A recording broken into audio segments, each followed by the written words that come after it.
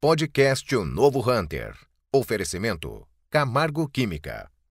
Patrocínio Rádio 90 FM Blumenau. Rede Cooper. E IPEL.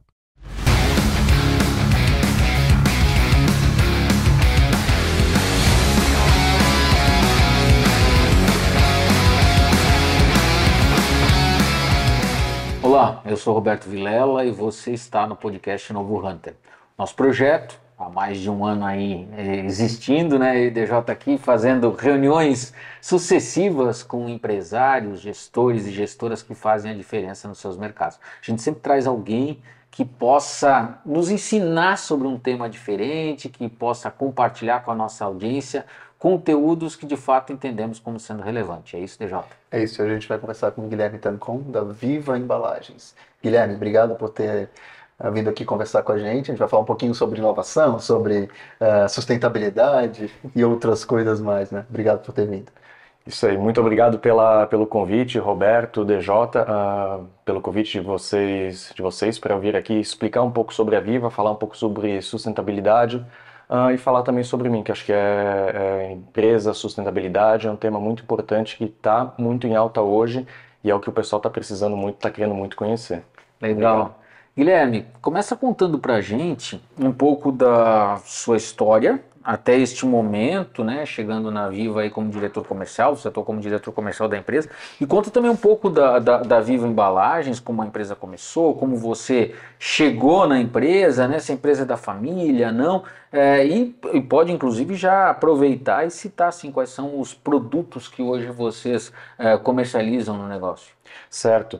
Eu vou começar falando da empresa, da Viva como um todo, porque a Viva já tem 21 anos, então vai acabar tendo mais história do que eu do que no profissional, então acho que é legal falar isso. A Viva Embalagens começou com meu pai, o Beto, começou lá em 2001. Meu pai fazendo embalagens plásticas, sacolas plásticas, no início sem impressão, sem muita personalização. Depois de um tempo a gente começou a ver que era um mercado muito concorrido, que você não brigava por diferencial, você só brigava por preço. Quem chega no preço mais baixo leva o cliente, é uma competição que não ajuda ninguém, né? Certo. Então começou a mudar um pouco isso para os filmes impressos, as sacolas impressas, começar a ter impressão, começar a ter a logo do cliente, começar a ter a identidade do cliente, que foi ali que a gente começou até a desenhar o nosso nicho, onde é que a gente quer atacar.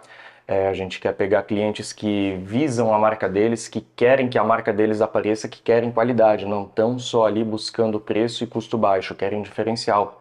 Então a gente começou com algumas marcas grandes no Brasil, já no início, vendendo muito para São Paulo, nível nacional, a gente vendia muito pouco aqui em Santa Catarina, e depois a gente começou a ver com esses clientes grandes que a gente tinha o maior bem, que eram os clientes. Então, o que eu posso fazer para crescer, além de pegar clientes novos? Como é que eu faço para crescer nesse mercado? A gente viu que já tinha os clientes, eles tinham algumas dores, a gente estava atendendo muito bem eles, então começamos a colocar mais produtos, mais mix de produtos dentro da empresa. Quando começaram proibições de sacolas plásticas e ameaças de sacolas plásticas, fomos para a sacola de papel, então a gente já tinha o cliente, começamos a fornecer sacolas de papel. A gente começou a fornecer os sacos de presente, começou a fornecer sacos de TNT. De um tempo para cá a gente vem fornecendo até a indústria do cliente, então a gente viu que o maior bem a gente já tinha em casa, que era o cliente, começou a crescer, começou a pegar um mix maior de produtos e hoje a gente quase atende a gama toda de embalagem flexível dos clientes. Esse é um pouco da Viva. Aí agora eu vou começar a falar como é que eu entrei. Eu comecei a trabalhar com meu pai desde os 16 anos, mais ou menos, estava no ensino médio ainda. Comecei como estagiário, fazendo pagamento dos bancos, que antes não tinha tudo digital, então tinha que ir a banco pagar, tinha que ir a lotérica pagar, fazer bancos, fazer contas a pagar, a receber, era trabalho de estágio mesmo. Fiquei trabalhando assim até mais ou menos os 19 e 20 anos, que era uma empresa em Timbó. E depois eu vim para Blumenau na Embalagens Viva. Então na Viva acabei fazendo de tudo um pouco. Não comecei direto no comercial, não comecei direto em gestão, em liderança, porque era uma coisa que meu pai sempre falava. Não adianta você tentar gerir pessoas, liderar pessoas se você não conhece teu produto, não conhece teu processo, não conhece como nada funciona. Então, parte de produção, fiquei um tempo na parte de produção vendo como é que cada coisa funcionava, como é que cada máquina funcionava.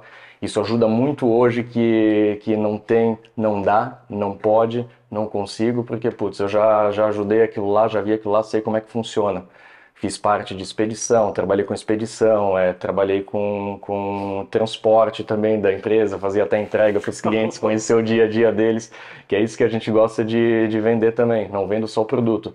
Quero saber como é que você gosta de receber, quem que é o comprador, como é que você quer ser atendido, que esse é o nosso diferencial. E de uns 2 anos para cá, mais ou menos, assumi o cargo de direção na empresa, direção comercial. Tudo isso também com o apoio da família, com governança na empresa para não fazer uma mudança de uma vez só, não deixar alguém da família só porque é da família está gerindo os negócios, está num lugar muito importante que é de frente com o cliente, então a gente tem toda a parte de governança já, conselho fiscal, conselho de administração dentro da empresa, para que a gente tenha um controle como um todo e não liberar assim rápido de uma vez, não iniciar tão rápido de uma vez. Legal, teu pai ainda está na operação, a família ainda está na operação, teu pai e tal, ou já trouxeram, de repente, uma gestão profissional dentro dessa questão com o conselho, botamos um CEO e o meu pai se afastou, como é que foi isso? Tá no processo ainda, tá no processo, não é uma coisa que a gente vira a chave de uma hora para outra. A gente está já há 2 anos e meio, vai completar 3 anos ali com governança. Então, o CEO tem 2 anos e meio, 3 anos também, que começou mais ou menos na mesma época. Então, a gente trouxe um diretor geral para a empresa, para conseguir gerir tudo. E hoje, da família, quem trabalha lá, dá para dizer que é meu pai e eu. Não, a gente acaba tentando não trazer gente da família profissional. Então, produção é totalmente profissional, comercial, além de mim, todos profissionais de mercado.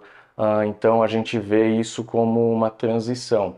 Então, ele está saindo um pouco do dia a dia, mas ainda fica no estratégico, ainda acompanha relatório, ainda está presente, porque são 21 anos de experiência, isso não dá para tirar de uma só vez. Tem muita coisa que você não pega somente em relatório, é vivência também. Sem dúvida. Quando fala de embalagens flexíveis, né? Você falou, né? A gente trabalha com todas as soluções de embalagens flexíveis. A gente olhando essa tendência de sustentabilidade, de mercado, você até citou, né, na tua breve apresentação, da mudança, né, de comportamento que o mercado vem trazendo hoje, né, essa restrição com relação ao plástico, essa restrição com relação a alguns produtos em função de resíduo, em função de impacto. Fala pra gente um pouco pela essa vivência que você tem com embalagens, até acompanhando teu pai desde cedo, o que hoje está em alta quando a gente fala de embalagem flexível? É papel? É um produto, de repente, que impacte menos? É um produto orgânico? O que hoje os grandes players vêm procurando? Que você citou que atende grandes marcas, né? De repente, a marca menor, ela por uma questão até de sobrevivência, né, DJK, não pode se permitir dentro do estágio do negócio dele de seguir, de repente, ainda, né, por hora, uma tendência que lá na frente a gente sabe que vai ser obrigatória, mas hoje ele ainda pode se dar o direito de dizer assim, cara, eu vou continuar como eu sempre estive, porque senão vai impactar muito no meu custo. Mas as grandes marcas a gente já sabe que tem um comportamento diferente. Fala pra gente um pouco sobre isso. É exatamente isso que você comentou.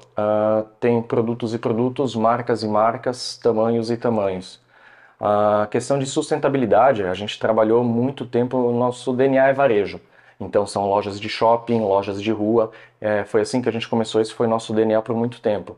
E há muito tempo é muito visto isso, porque é onde a sacola chega no consumidor final, a embalagem que chega ao consumidor final. Então desde lá de 2007, 2010 a gente já vem trabalhando com plásticos biodegradáveis, desde 2012 com bioplásticos, que são plásticos feitos de cana-de-açúcar, tipos de plástico feito de amido de milho. Então a gente tem essa expertise porque a gente apanhava muito dos clientes, da mídia como um todo, porque era uma coisa que era muito visada lá na ponta, quando o cliente saía com a sacola. Isso a gente está vendo também agora uma mudança até dentro da indústria. Estão parando de cobrar somente na ponta. Não está somente na ponta a cobrança, está dentro da indústria. Como é que é a cadeia produtiva de um cliente? Como é que funciona toda a cadeia produtiva de uma confecção? Sim. As empresas que fazem sapatos, tênis, e-commerce, como é que é a cadeia num todo? Então a gente está vendo uma migração, sair só do varejo a cobrança para dentro da indústria. e pedisse quais que são as tendências de sustentabilidade, qual que é o produto mais sustentável, que o pessoal pensa muitas vezes, o que vai substituir o plástico. Eu acho que nada vai substituir o plástico. Tem produtos e produtos.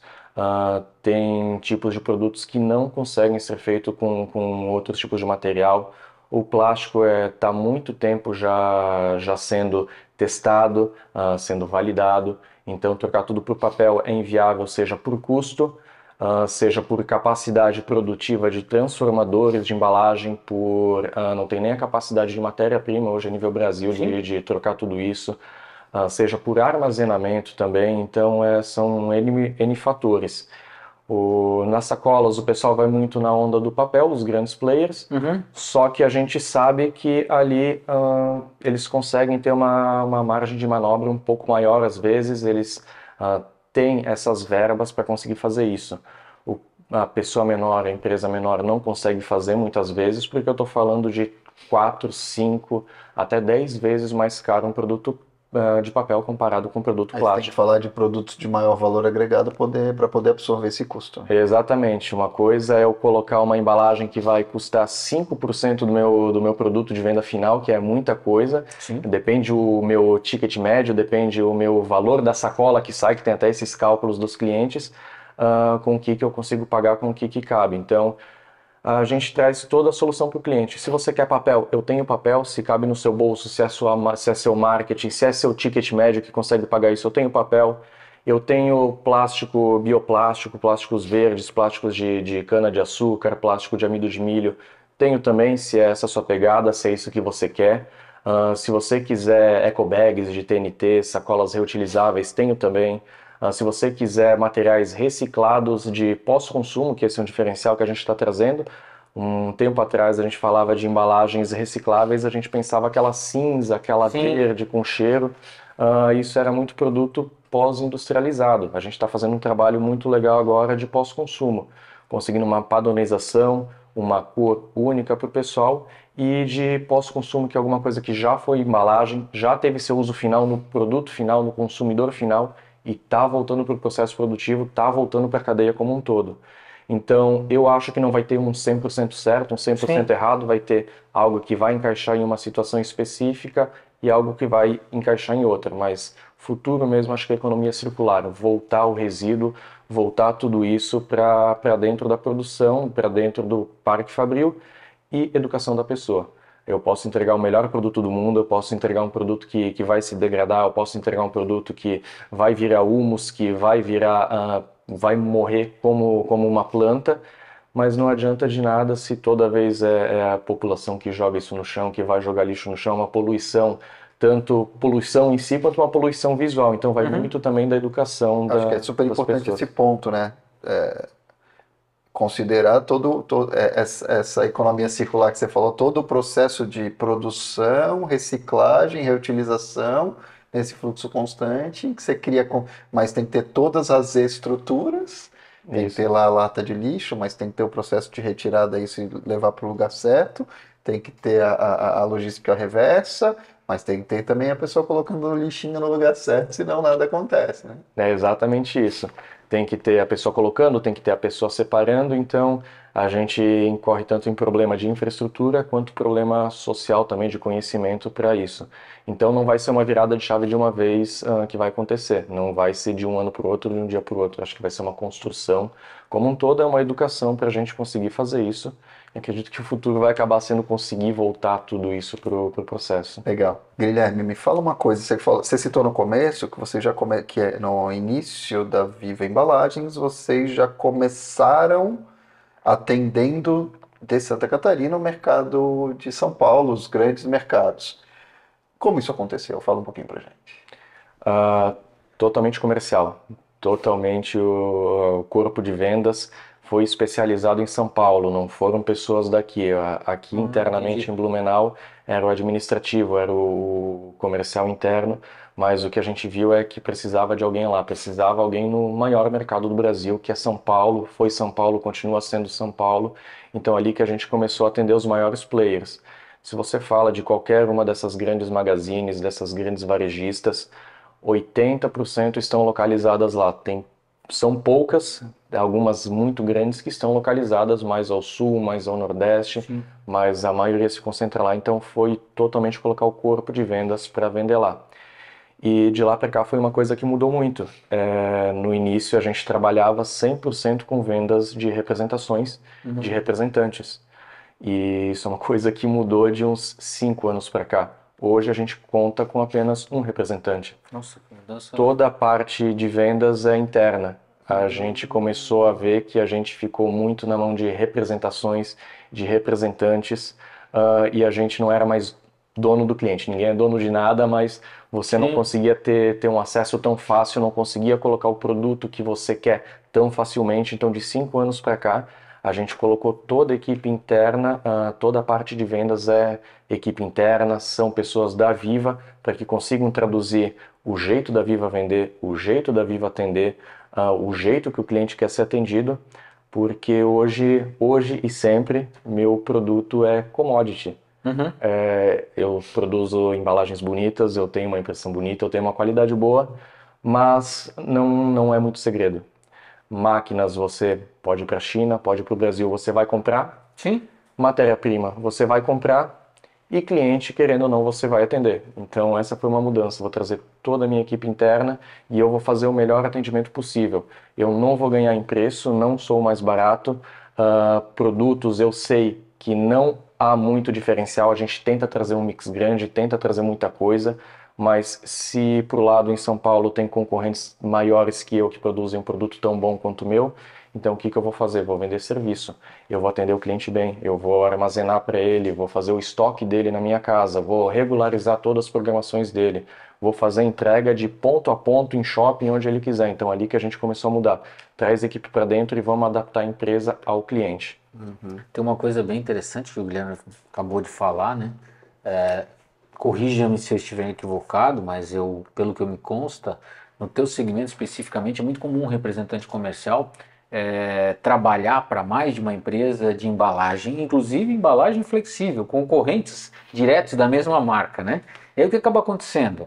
O cara acaba, dependendo do perfil do cara, fazendo leilão junto ao cliente, né? O que está mais fácil, o que está mais tranquilo eu ofereço o Vivo, eu ofereço DJ Embalagens ou Roberto Embalagens e vamos embora, porque aonde eu ganho mais, aonde está mais fácil.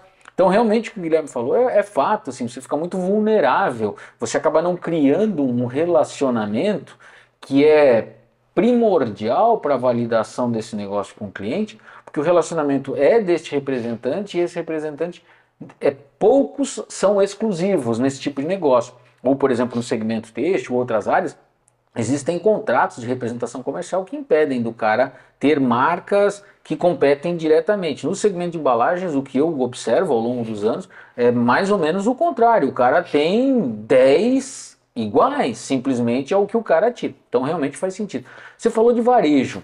E aí eu quero até aproveitar e fazer uma pergunta para você. Se você tinha a tua estratégia muito focada no varejo, aí vem uma pandemia, fecha shopping, fecha loja, fecha tudo isso. Nós sabemos que embalagem chegou a faltar, né, em determinados momentos. Talvez não a flexível ou também a flexível, mas a gente viu que o cara tava assim, o delivery bombando raiz, né? O cara tava quase que pedindo para você devolver a embalagem para ele colocar novamente. Foi um ciclo de loucura e tal. Tirando isso, que pode ter sido interessante para quem trabalha com embalagem, né? Então, embalagem de papel, saco lá, o cartucho, né, de papel, que o cara colocava lá o produto, o alimento. Mas eu acredito que quando você fala no varejo, loja, foi impactante para vocês, né? Como é que vocês lidaram com isso? Muito. A gente estava falando aqui que nosso DNA foi varejo, sempre foi varejo. A gente continua com uma grande parte da empresa ainda atendendo varejo. Mas a gente está, até antes da pandemia, não sei se foi sorte ou competência também, a gente estava com um projeto de sair um pouco do varejo, que é muito sazonal, ele é muito sensível à economia, ele é muito sensível à coleção, ele é muito sensível a épocas do ano, então a gente... Clima, né? A clima. Chove, sol demais, e a gente vê inverno. Primeiro semestre e segundo semestre. Primeiro semestre eu tenho X produção. O último semestre eu quase dobro a empresa, então ninguém tem esse elástico. Então a gente começou com um projeto para mudar um pouco, não tirar o pé do varejo. Não podemos perder também faturamento. Como é que vamos mitigar isso? Como é que a gente vai diminuir a participação do varejo dentro da Viva sem perder mercado? Então a gente começou com a parte de e-commerce. Então pouco antes da pandemia a gente estava ensaiando trabalhar com e-commerce, estava ensaiando trabalhar com aquelas embalagens que vocês recebem em casa quando compram, tentar entrar na indústria do cliente, sair um pouco só da loja, sair um pouco da ponta, começar a trazer nossa expertise de sustentabilidade dentro da indústria dele, que é isso que o mercado estava pedindo, e o mercado que atende indústria muitas vezes não tinha essa expertise, começamos a pegar isso. E na época da pandemia, o pessoal pensa, pô, foi muito bom, né? Todo mundo estava querendo, todo mundo pagava o preço que queria, que precisava, porque não podia ficar sem embalagem. Só que não adianta nada eu ter fila de cliente, não adianta nada eu ter o cliente querendo o preço que eu cobrar pagar, se eu também não tenho matéria-prima para produzir. Então foi toda uma cadeia que puxou para trás. Então a gente teve muito cliente batendo na porta, é uma coisa que o comercial odeia, a gente chegou a não poder atender porque cancelar. A gente pensou, putz, eu tenho cliente de 17 anos, eu tenho cliente de 15 anos, eu tenho cliente de 18 anos de Viva. Não é agora que eu vou deixar eles na mão para desbravar mercado. Então a gente fez muito mais um trabalho de gestão interna, não vou pegar coisa nova, vou atender meu cliente para fazer isso. Tão complexa, né, cara? E falando da pandemia, atendendo shopping, 80%, 90%, 100% dos shoppings fechados. Foi um susto nos primeiros 3 meses, foi muito tenso os primeiros 3 meses. Mas como a gente já estava com um pé no e-commerce, a gente viu nossos clientes tendo que vender também. A gente estava procurando solução, eles também têm que procurar solução, têm que vender. Como é que nós, clientes, vamos vender se o nosso shopping fechou, se a nossa loja fechou? Vamos para online, vamos vender no e-commerce, vamos vender no WhatsApp, vamos vender telefone se precisar, no telefone. Tem que ir onde o cliente está, né? Tem Exatamente. Que ouvir o cliente, né? Então, de novo, entrou a Viva com solução embalagem. Você quer atender e-commerce? Tenho. Tá fechada a loja? Ok. Segura o teu estoque de sacola, vamos atender teu e-commerce. Então, aquela época foi bem tenso para a gente, mas eu acho que ali que a gente começou a se fortalecer, começou a fortalecer a imagem de cliente, que de lá para cá nenhum mais trocou. A gente conseguiu manter muito cliente, a gente trouxe muito cliente por erro de concorrente, então ali a gente acabou, não na pandemia, depois a gente começou a crescer bastante, pegando essa expertise, esse vácuo do mercado. Porque esse é um ponto super importante, né? Se o produto é percebido como commodity, tem características muito semelhantes, o que vai reter ou não o cliente é a qualidade do atendimento, a consistência do atendimento, né? Exatamente, é 100% atendimento. É 100% atendimento. Hoje eu sei quais que são os meus diferenciais e não está tanto no produto. Está na forma que eu vou atender o cliente, na forma que eu vou solucionar o problema dele, e eu sei que é isso que ele procura, eu sei que é isso que ele quer, alguém que ele possa contar, e é uma coisa que a gente brinca muito, o pessoal de loja vai entender quando eu falo, cliente, eu não quero que você se incomode com sacola, não quero que você se incomode com e-commerce, não quero que você se incomode com papel de presente.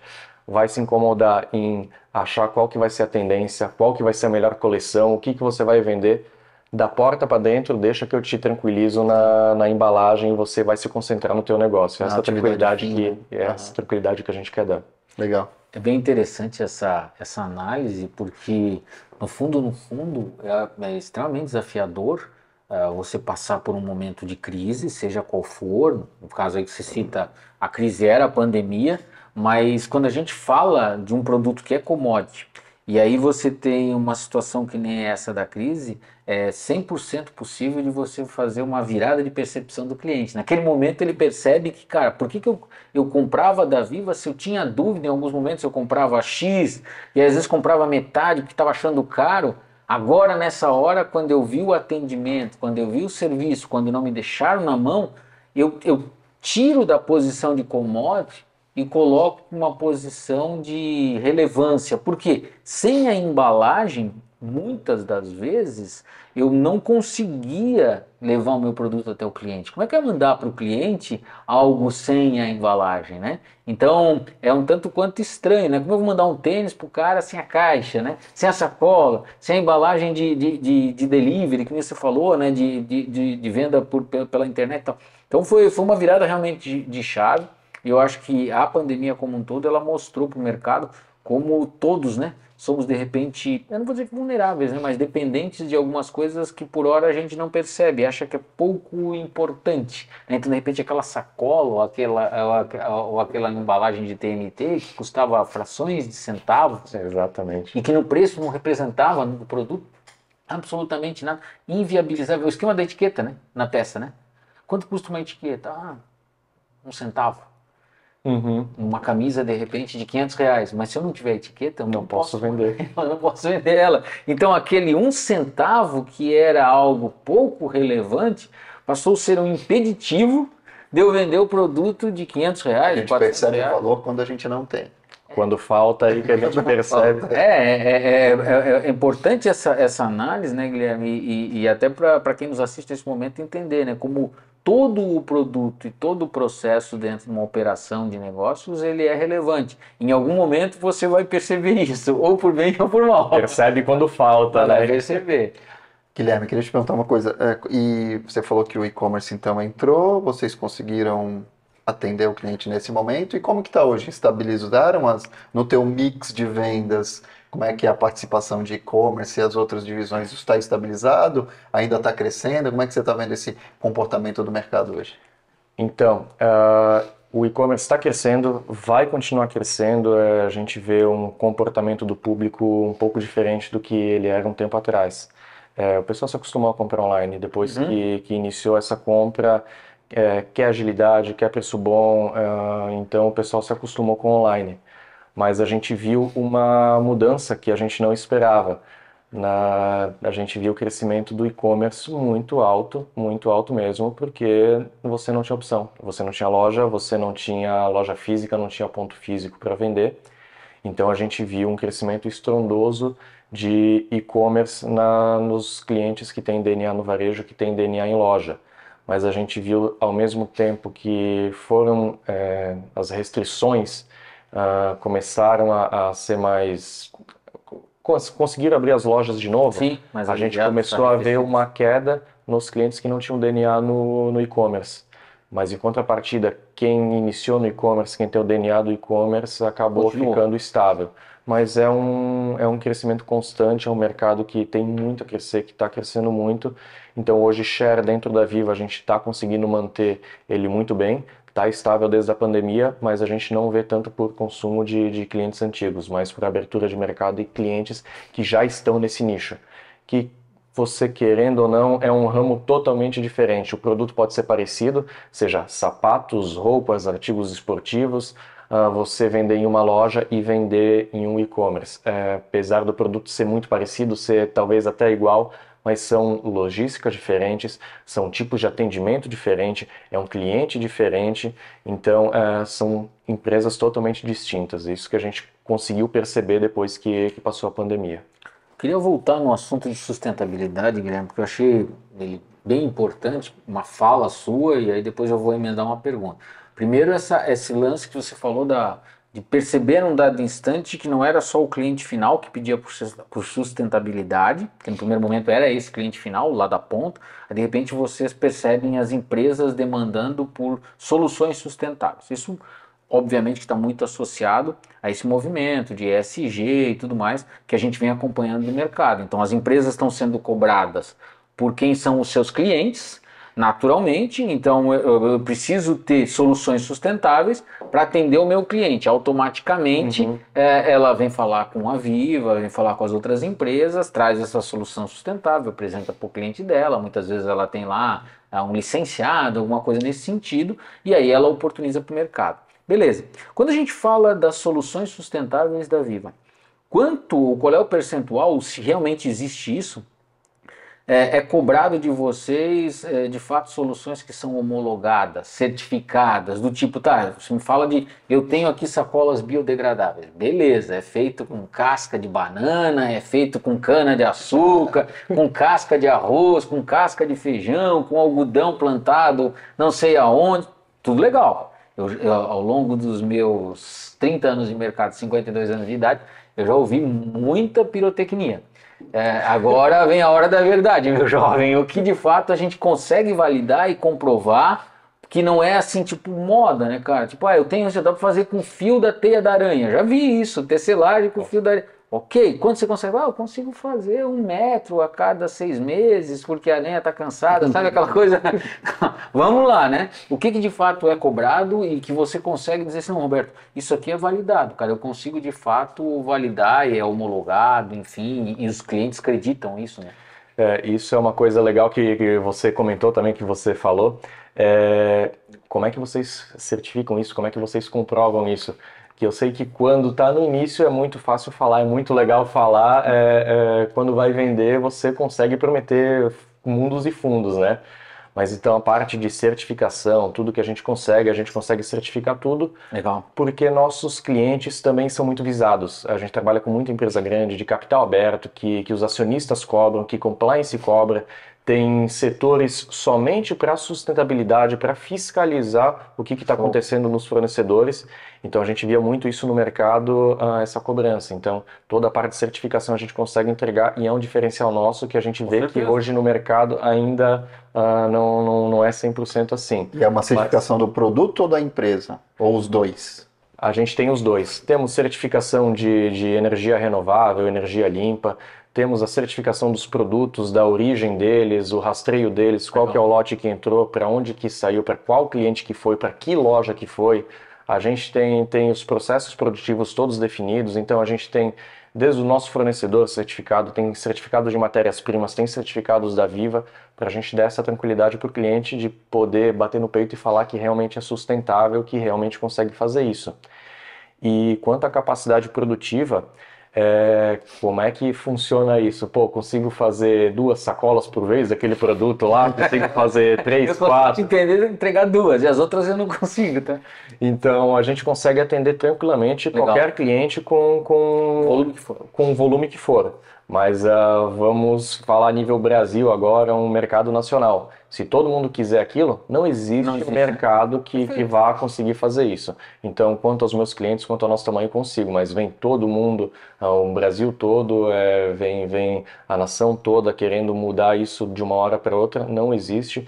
E às vezes a gente acaba vendo uma mudança que às vezes vem via legislação, vem de cima de trocar de uma hora para outra, sem o conhecimento que talvez não exista nem a capacidade produtiva, nem o financeiro, então é bem dinâmico mesmo. É legal isso, né? Porque eu acho que a gente tem que ser claro e coerente nas análises. E é até muito importante quando você fala de todas as certificações que vocês dispõem, porque por um lado eu sei o trampo, né, o BO que é para conseguir todas as certificações, mas gera uma proteção para a Viva, não só para os seus clientes, mas até para a Viva quando bate no peito e diz, não, a minha é sustentável e é certificada, e quando o outro, né, que cai no mercado de paraquedas e diz, não, eu também tenho aqui sustentável e sem certificação e sem homologação daquilo, possa ser de fato questionado, porque a gente sabe o trabalho que dá para você desenvolver um produto realmente sustentável, para você ter realmente um produto certificado, quanto isso impacta, quantas horas, o custo que isso é,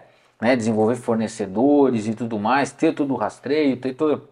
Cara, isso é muito importante e tem que ser tratado com a seriedade que merece para que justamente possa fazer isso. E outra análise que você faz que eu acho extremamente importante é isso, não é virada de chave, as pessoas confundem muito isso no mercado, né? Vamos virar todo mundo, vamos usar desse jeito. Não tem, né? É similar ao carro elétrico, né? Hoje não dá para todo mundo ter carro elétrico, né? Dá para ter aos poucos, até a matriz energética se acomodar e aí tá tudo certo. Agora, se uma hora para outra a gente desligar a chave de um e aí ligar do outro, esquece, meu. É a mesma coisa com o que você acabou de falar, né? É exatamente isso, de uma vez só não vai conseguir, não existe quem fala que dê certo, que não vai dar. As matrizes, seja de matérias-primas, até o pós-consumo, pós-uso depois, a gente vê também não é tão fácil assim. Mas essa parte de certificação, essa parte de ter a garantia do cliente, a gente reclamava muito no começo. Eu imagino o pessoal, ninguém gosta, é complicado, você muda totalmente o teu processo produtivo, você tem que ter muita gente dentro da sua fábrica, desenhando o processo, anotando isso, criando processos novos, revendo os antigos. Mas hoje a gente vê como ajudou isso. É muito bom hoje a gente também receber auditoria de cliente, a gente recebe muita auditoria de cliente E como é bom a gente conseguir fazer isso sem marcar a hora adiantada, sem fazer isso, pode vir a hora que quiser, que a gente já tá com os processos todos legais, isso é muito bom. É ruim no começo, mas dá uma tranquilidade, dá muita tranquilidade depois para você trabalhar. Legal. Guilherme, fala um pouquinho para dar uma escala de grandeza para quem está assistindo a gente, assim, qual é um volume de pedido de um cliente de vocês e qual é a estrutura da Viva, do parque industrial da Viva hoje para atender esses clientes no Brasil? Aham.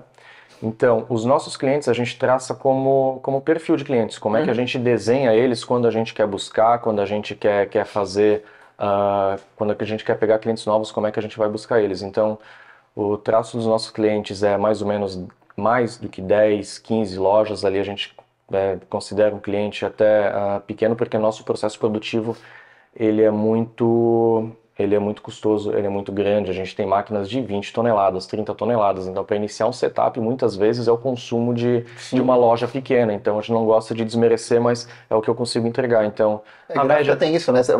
O processo gráfico tem isso, você tem que ter um perfil otimizado de volume, né? Exatamente. O custo fica muito elevado, né? Então são clientes a maioria dos nossos clientes com mais de 50 lojas, tem clientes com 100 lojas, tem clientes com 1.000 e tantas lojas. Hoje quando a gente fala da Viva, a gente está atendendo mais ou menos 3.000 pontos a 4.000 pontos espalhados no Brasil. Se você entrar em qualquer shopping de qualquer cidade aqui do Brasil, você vai estar pegando uma embalagem nossa. Provavelmente o pessoal de casa tem uma em casa e não sabe o que é. Então a gente tem um parque fabril a gente tem dois galpões, dá mais ou menos uns 10.000 metros de parque fabril, que a gente usa para fabricação mesmo, e outro para nossos estoques de almoxarifado e armazenagem de distribuição de cliente, entregas just in time, que esse também é um diferencial que a gente entrega. Então somos 100 funcionários mais ou menos, todos aqui em Blumenau.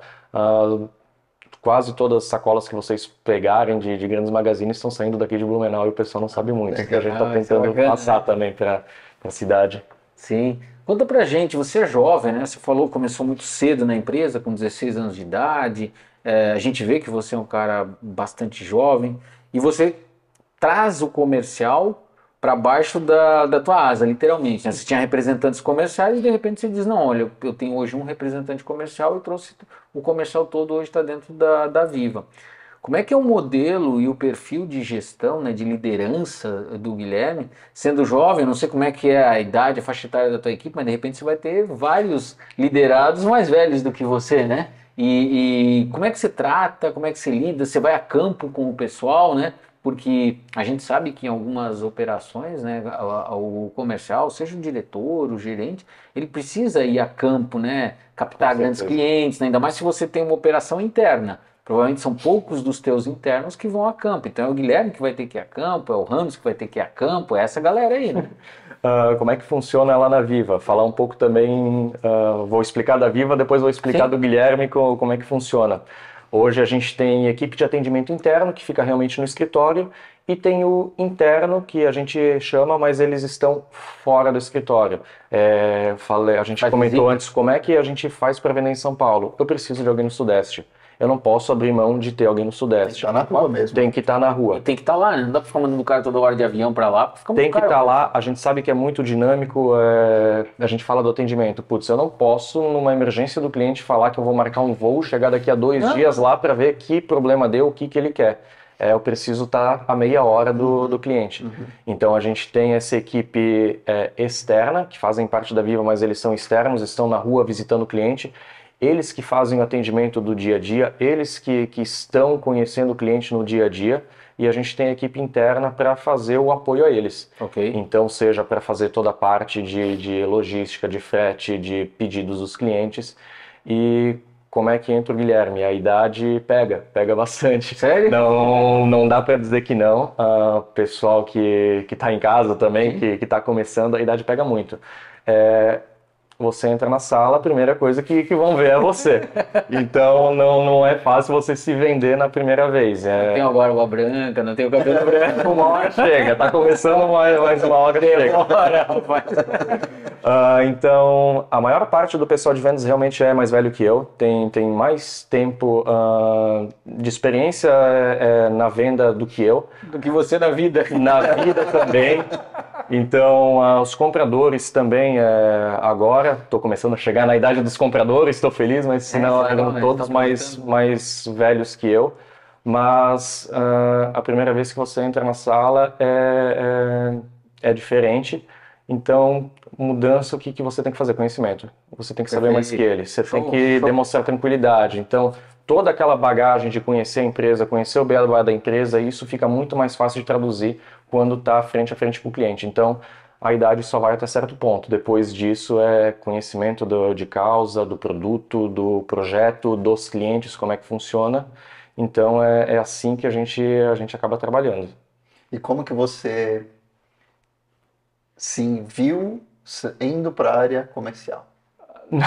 Qual foi o momento que acendeu essa luz? Tipo, tô lá, né? Foi legal isso que o DJ perguntou. Tô lá, tô na Viva, meu pai tá aqui, o negócio tá aqui, eu comecei no almoxarifado, dirigi caminhão, operei empilhadeira, fui pra máquina e tal, mas de repente assim, não, pô, vender é importante, mas o financeiro também é importante, o marketing também é importante, tem várias áreas. Por que o Guilherme escolheu a área de vendas? É isso aí. Vamos lá, se o Guilherme escolheu ou não. Escolheram o Guilherme. Não escolhi. Olha lá, meu amigo. Por livre e espontânea pressão? Foi exatamente isso. E até é legal a gente... Legal não, que não foi um episódio legal, mas vale a pena contar aqui por que a gente fez isso, por que a gente começou com governança, porque toda vez que a gente fala cliente, a gente tem o maior carinho que fala que é o maior bem da empresa. Tudo começa com gestão. Há 3 anos atrás, na pandemia, a gente não teve uma gestão muito boa, tanto é que a gente teve problemas com clientes, concorrência desleal dos próprios gestores, abrindo empresas dentro da empresa, então a gente viu tudo aconteceu na pandemia, foi uma época ruim para a família toda, para a empresa toda. Problemas de deslealdade. Coisa de filme mesmo que a gente brinca, abrindo uma empresa dentro da nossa. Então a gente viu que precisava ter os clientes na mão, não tem como abrir mão. Pode sair a pessoa, pode sair o gestor, mas quem que vai continuar na empresa? Quem que vai estar lá? Então, o último a apagar as luzes era meu pai, agora o último que apagar as luzes vou ser eu. Então, não vou sair de lá. Então, como é que a gente traz os clientes? Vai para o comercial, fica no comercial, vai conhecer todos os clientes, saiba o nome de todos os clientes, conheça de cabo a rabo todos os clientes. Então, foi muito isso. Não foi o Guilherme, eu quero ir para o comercial, eu acho legal. Foi desafiador. Descobri a minha vocação. Não, foi o fogo mesmo, mas valeu a pena. Às vezes é aquele tropeço que a gente cai para frente. Então, não foi uma escolha, foi uma necessidade, mas acho que hoje tá sendo muito bom. Legal. Guilherme, outra coisa que eu queria saber a gente está falando de sustentabilidade, de muitos produtos aí que muitas vezes as pessoas nem conhecem, porque não tem essa... Né? Você falou de uma série de elementos aí que são muito interessantes e novos. Como que você está vendo daqui para frente o mercado em relação à inovação na embalagem? O que o mercado está demandando? O que você está vendo no horizonte? De onde está vindo a inovação? É redução de custo? É realmente conseguir fechar esse ciclo da economia circular? Uhum. São novas tecnologias e novos materiais? O que você está vendo? Eu vou contar um pouco do histórico. Um tempo atrás era muito a degradação, biodegradação. Aonde que vai o produto fim? Onde é que ele vai acabar? Onde é que o plástico vai acabar? Onde é que a embalagem vai acabar? Então, no início, começou com degradação do plástico, para ele começar a degradar, a apodrecer antes do tempo normal de um plástico comum. De um tempo para cá, começaram os bioplásticos, que são plásticos feitos de planta, feitos de plantação, feitos de amido, que sai do ciclo de hidrocarbonetos não renováveis, né? Isso aí. Então, resíduos fósseis. Você está absorvendo os recursos fósseis, né? Exatamente. Você não está tirando, não está extraindo isso, você está plantando, você está colhendo CO2. Tem até um estudo legal que tem alguns tipos de plástico que você economiza CO2, porque quando você está plantando ele, quando ele está na cana-de-açúcar, por exemplo, você está absorvendo isso. Depois você transforma num plástico, então o plástico com uma pegada de carbono muito menor, até neutra, se comparado a um plástico comum. E de uns anos para cá, a gente até no Brasil a gente começou a ver, e até em viagens que a gente acaba fazendo para a Alemanha, que é onde acontece a maior feira de embalagens plásticas do mundo, que é uma coisa que a gente foi feliz, a gente via no Brasil a economia circular, a gente começou isso na empresa, e quando a gente chegou na Alemanha, no início foi até uma surpresa. Putz, a gente está vindo aqui e não está vendo novidade, né? A gente já estava fazendo isso, eu achei que ia ver novidade, mas não. A gente depois ouviu do diretor, não é que vocês não estão vendo novidade, vocês estavam no caminho certo antes do tempo. Então, acho que o futuro está indo muito mais para uma economia circular, ou até depois para um mix disso, bioplásticos, economia circular, degradação do plástico e redução de custos é constante. Isso não dá para falar que não vai, porque é sempre redução de custos, é sempre tentar diminuir. Então, o que você consegue fazer de melhor com menos? Então, é sempre esse trabalho. O desafio do capitalismo consciente, né? Que a gente já fala, e tem até um livro que chama Capitalismo na Encruzilhada, que fala disso. Você ter produtos que sim geram muito menos impacto, ou geram zero impacto, enfim, uma pegada de carbono menor, mas eles também têm que atender às necessidades do mercado no que tem a ver com performance e também preço. O mercado precisa aceitar, precisa validar isso. Não adianta ser sempre, não é sustentável 50% mais caro a vida inteira. É isso aí. Então é isso que a gente está vendo, essa migração de tentar trazer a sustentabilidade a um custo acessível, porque a gente sabe que sustentabilidade é necessária, precisa, mas não pode inviabilizar tudo e às vezes não tem como pagar por essa sustentabilidade. Então essas soluções que a gente está tentando trazer. Você quer X produto eu tenho, você quer Y produto eu tenho, quer papel, quer plástico, quer bioplástico, quer degradável. Então é isso que a gente está tentando trazer para o cliente. São os estágios de maturidade das bases tecnológicas, né? Bases produtivas, né? Ao longo do tempo o custo tende a assentar, né? Isso aí. Vai aumentando a demanda, vão ajustando processos e vai melhorando. A cadeia vai se acoplando e a coisa vai acontecendo no custo certo, do jeito certo, né? Exatamente. Legal. Guilherme, a gente tem uma pergunta sempre no podcast Novo Hunter, tal qual a primeira, que é para fazer o pitch de vendas. A nossa última pergunta sempre envolve uma análise, né, do executivo ou da executiva que está aqui com a gente, participando da entrevista, de como seria o perfil do profissional que ele buscaria para trabalhar junto com ele, que ele entenderia como sendo as características ideais para que essa pessoa fizesse parte da sua equipe, o que a gente chama aqui de um novo hunter, ou seja, quem é esse novo caçador, quem é essa pessoa que o Guilherme, que dá match, né, que o Guilherme olha e diz assim, cara, se eu for contratar é assim que eu busco. Como é que é? Quais são essas características? Primeira característica que eu diria é proatividade. É melhor você fazer errado e aprender por um descuido ou por não saber do que deixar de fazer, do que não fazer. Então é muito melhor alguém que toma a frente, que vá fazer as coisas, que vá tentar iniciar o processo. Eu tive um professor na faculdade que falava exatamente isso. Eu prefiro alguém que faça, tentou, fez errado, mas aprendeu, do que alguém que simplesmente não fez. Então é iniciativa, é proatividade. E eu acho também que é uma coisa que a gente vê muito na nossa empresa, é a falta, precisa ter o ego, mas a falta de ego. Saber que você não vai saber tudo, que você não vai ser o melhor em tudo, vão ter áreas que pessoas vão ser melhores, então o mais importante que você saber é saber procurar quem sabe melhor, quem é o expert. Então, procura quem sabe, saiba que você não vai ter todo o conhecimento do mundo, busca ajuda, vai ter alguém que vai saber melhor que você, então tem que entregar o melhor processo, tem que fazer da melhor forma para o cliente, para a empresa, então você não vai acertar tudo, tenha proatividade e vá procurar quem sabe melhor do que você. Legal. Isso aí. Bom, Guilherme, obrigado, foi muito bom conhecer sobre a Viva Embalagens, com essa proposta de sustentabilidade equilibrada, né? Atendendo o mercado, colocando o cliente no centro de tudo, é muito importante isso, acho que é um insight legal aqui para quem está assistindo a gente, né?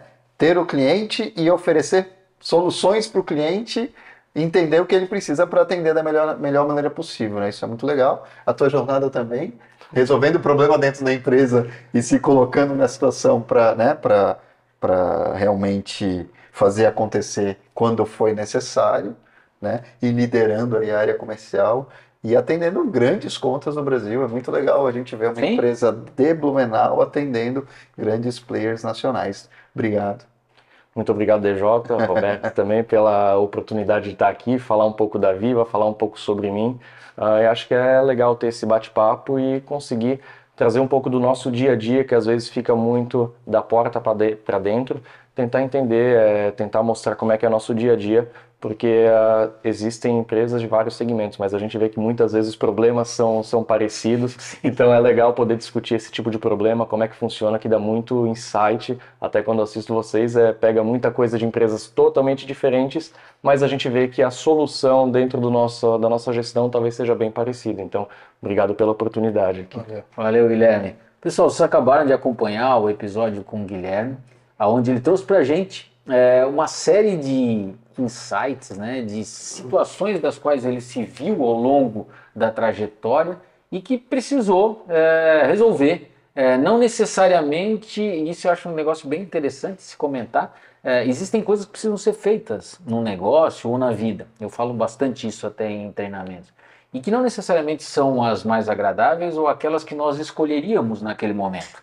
Talvez o início da trajetória do Guilherme na área comercial passou por uma situação similar, né? Ou seja, talvez a decisão dele naquele momento não seria assumir o comercial da empresa, mas era necessário para a continuidade do negócio, para a sustentação desse negócio, que empregava várias pessoas, inclusive a família do Guilherme. E aí ele tomou uma decisão extremamente assertiva que foi, cara, tem que fazer, vamos fazer. E não interessa nesse momento se é bom ou se não é bom, precisa ser feito. E depois, com o passar do tempo, obviamente, não tem como não, né? Ele acabou se apaixonando pela área comercial, porque é uma área fantástica, começou a ter a conexão com os clientes, que é outra coisa extremamente importante, e aí, cara, tudo fica suave, desde que você entenda que em algum momento na sua trajetória, alguns processos precisam de fato ser feitos, mesmo que eles tragam um pouco de desconforto. Desconforto, a gente já ouviu isso. É um tema recorrente. É um tema recorrente aqui no podcast Novo Hunter. O desconforto faz parte da evolução de qualquer carreira, de qualquer profissional e de qualquer empresa. Às vezes é na dor que a gente aprende, às vezes é na dor ou no desconforto que a gente fideliza um cliente, é assim que funciona.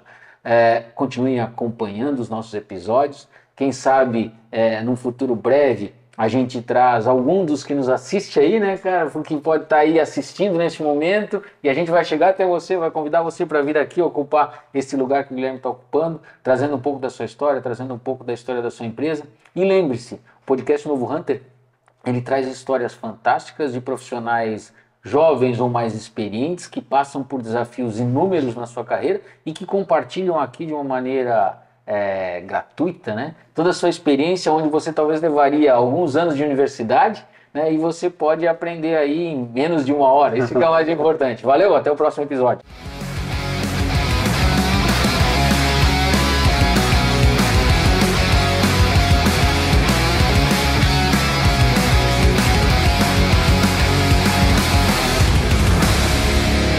Podcast O Novo Hunter. Oferecimento Camargo Química. Patrocínio Rádio 90 FM Blumenau, Rede Cooper e IPEL.